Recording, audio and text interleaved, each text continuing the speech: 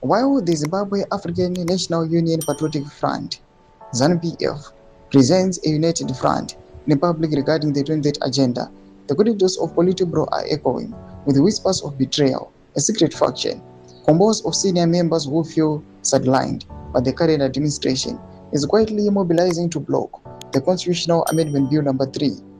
This internal resistance is not fundamentally about preserving democracy.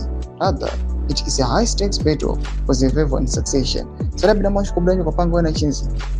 in Politburo, secret ZANU-PF faction of senior officials ready to block Mnangagwa's 2030 extension. Subscribe or like it on the bell icon.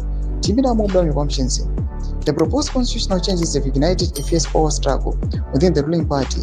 These dissenting members fear that extending the presidential term from 5 to 7 years, thereby allowing President Mnangagwa to stay in power until 2030, will permanently block their own paths to leadership. Long-serving loyalists are increasingly vocal in private, expressing that the so-called new dispensation is morphed into a closed circle. The conspiracy taking shape relies heavily on silent vote strategy.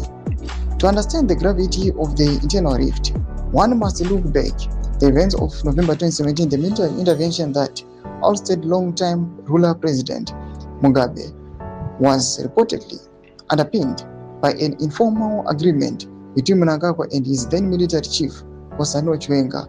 Sources suggest the understanding was that Mnangagwa would serve a single term before stepping aside for Chiwenga. However, as early as 2018, Mnangagwa's allies began pushing for his continued rule, effectively aligning his deputy.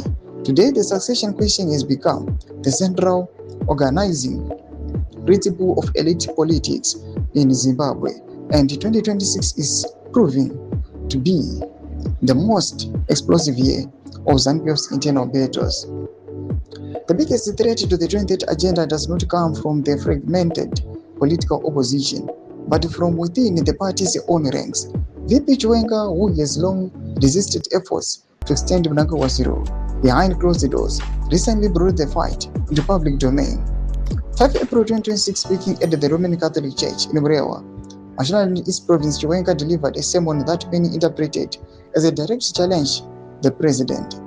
Drawing a scripture, he invoked the story of King Hezekiah, a ruler who was granted an extra 15 years of life, only to see his kingdom unravel. While Chiwenga did not name Mnangagwa directly, the parallel was unmistakable. He framed his remarks around ethical governance, warning that personal longevity should not be gambled against national stability. Thoma developments and kudapangwa ino pina kuma section menus of ngura imo kudipa msiro page yitu issue. So subscribe or like, hit on the bell icon.